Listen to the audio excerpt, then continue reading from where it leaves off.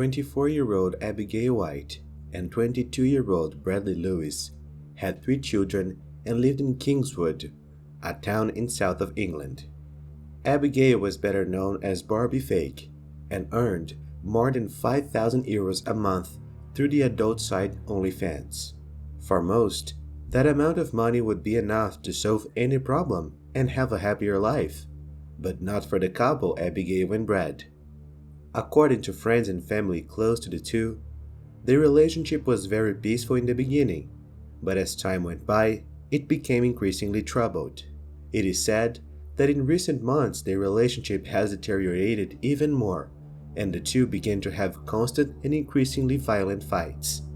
The reasons for these fights were varied, but according to people close to them, the main ones were due to consumption of narcotics and alcohol by the two, and the alleged infidelity on part of Brad.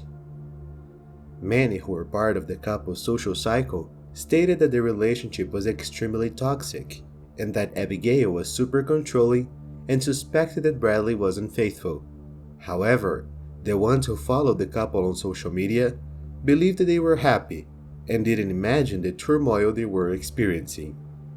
In early 2022, the relationship took another blow after Abigail, who was pregnant with their 4th child, lost the baby. With that, tension between them rose, and Bradley decided to spend some time at his mother's house. Despite being temporarily separated, they saw each other every day and even went out together to meet friends. On March 25, 2022, they had a get-together at the Horseshoe Pub in Downend. A guy named Alfie Pike, who was a friend of the couple, picked them up at home so they could go to the pub together, and according to him, Abigail and Bradley were already fighting before they even got in the car.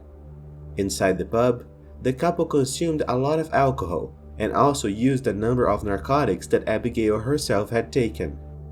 At some point in the night, Abigail decided she wanted to leave and went to get Bradley, but he still had 2 full glasses of beer and said that first he would finish drinking and then they could leave. Abigail didn't like this answer at all, and already very upset and enraged, she knocked over Bradley's and Alfie's glasses and said, "Now you have nothing left."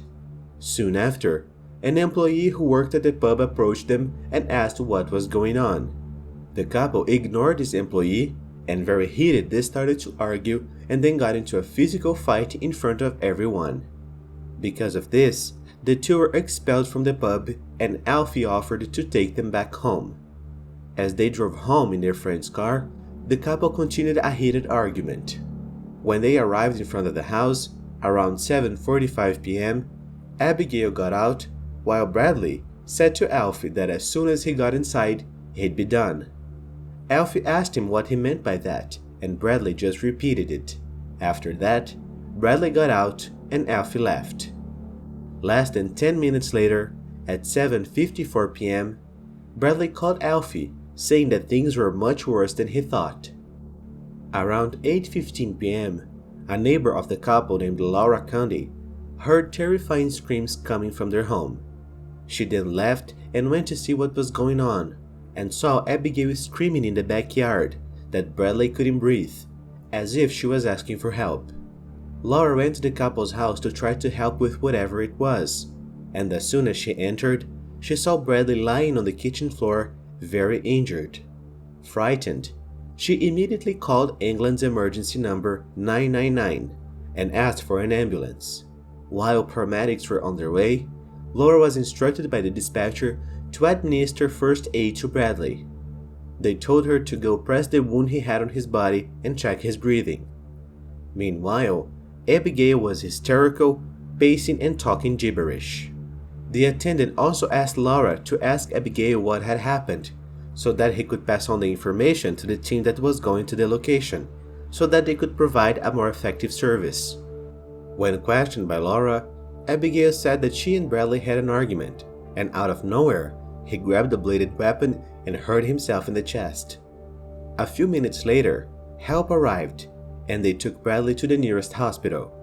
Due to the seriousness of the fact, the police were called, and when they analyzed the scene, they suspected Abigail's version.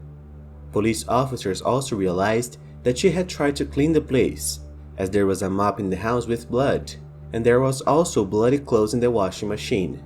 This indicated that Abigail was concerned with first trying to clean the place and change her clothes, and only then asking for help. The knife that was supposedly used by Bradley, which was a kitchen knife about 10 centimeters long, was found in the hallway of the house, which for the police didn't make sense. Despite suspecting Abigail, the police didn't know for sure what had actually happened there. So until a thorough investigation was carried out, the woman could not be accused of anything in the first place. In the morning of the next day, Bradley Lewis couldn't resist his injuries and ended up passing away. A necropsy was performed on his body and found that there was a single hole in his chest, 7 centimeters deep, that had reached his heart. With Bradley's passing, the investigation shifted from homicide to a much more serious crime, and with that, Abigail was called in to provide clarification. In testimony, the young woman said that when they got home, the two began to argue, and at a certain point, Bradley mentioned that he would hurt himself with the bladed weapon that was on the kitchen counter.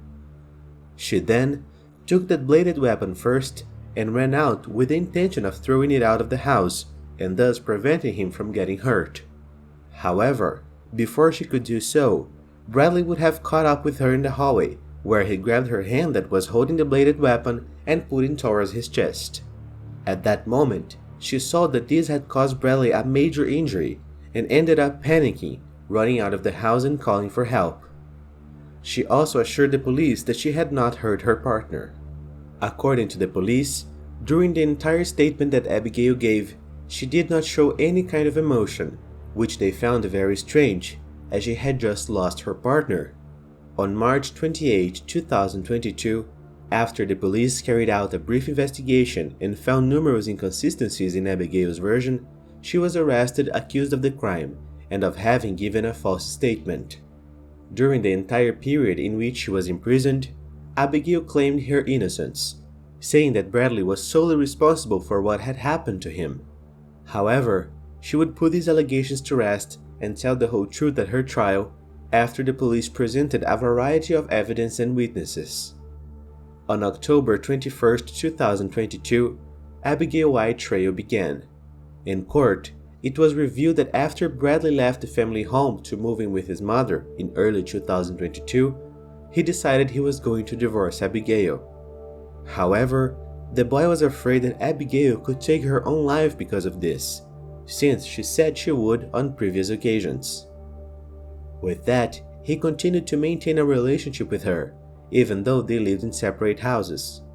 Earlier on the day of the crime, Bradley went with Abigail and the children to a park, and there, he took courage and told the young woman that he no longer wanted to have a relationship with her. Obviously, this generated an argument between the two, and despite the fact that the atmosphere became quite tense between them, they still decided to go to the pub that night, as they had already arranged it with their friends. It was also revealed in court that a week before the crime, Abigail had wounded Bradley in the arm with a bladed weapon. Still in court, the officers presented voice messages from Abigail sent to some friends, in which she expressed her anger and having discovered another betrayal by Bradley. In these same messages, she spoke of other times that she had been betrayed, and that she had to really hit Bradley, and that she even threatened him so that he would admit what he had done. In an excerpt she says, "He knows I have no limits when I'm angry." Although Abigail repeated several times that she was betrayed by Bradley, both to people close to her and to the authorities, this was never officially proven. For some friends of the couple, Bradley never did anything wrong, but Abigail insisted on it because she was extremely possessive and controlling. The day before the crime, Bradley called a friend for help, saying that Abigail was trying to take his life. This friend was desperate at the time, but later calmed down when she learned that the couple had made up. A medical examiner who was involved in the case also testified in court. According to him, it would be impossible for Bradley to have been injured with a bladed weapon, since the position of the cut and its depth didn't correspond to a self-inflicted wound. In addition, the force used in the blow was very great, as it crossed the cartilage of the rib, entering the main chamber that pumps the heart, and according to Abigail's testimony, in the position she and Bradley were in the time this happened, it would be very unlikely that the boy could do that to himself. Evidence was also presented that Abigail was more concerned with cleaning the place and changing clothes than asking for help, and that if it weren't for the efforts of Laura, the couple's neighbor, Bradley would not even have been rescued alive from the place. With all this evidence presented against her, Abigail White realized that she had nowhere to run and decided to tell the whole truth about what actually happened that night. She said that she was very angry and frustrated, as she didn't want to be separated from Bradley, and after they went to the pub and had a lot to drink, they both got very upset. On returning home, after being expelled from the pub from fighting there, they would have started another argument. According to her, at that moment, Bradley started to push her down the hall of the house. It was then that she entered the kitchen, took the knife, and went after the boy. She said it was just meant to scare him, but before she knew it, it had already hit him in the chest. Abigail ended up saying that she never intended to hurt Bradley, and that it was all an accident due to her having consumed too much alcohol and narcotics. The young woman's defense also clung to this argument in an attempt to get the lowest possible sentence for her. A clinical psychologist who evaluated Abigail while she was in the police custody told the court that the young woman was enormously difficult controlling her anger, and it is a part of her brain shuts down and she no longer thinks about what she is doing.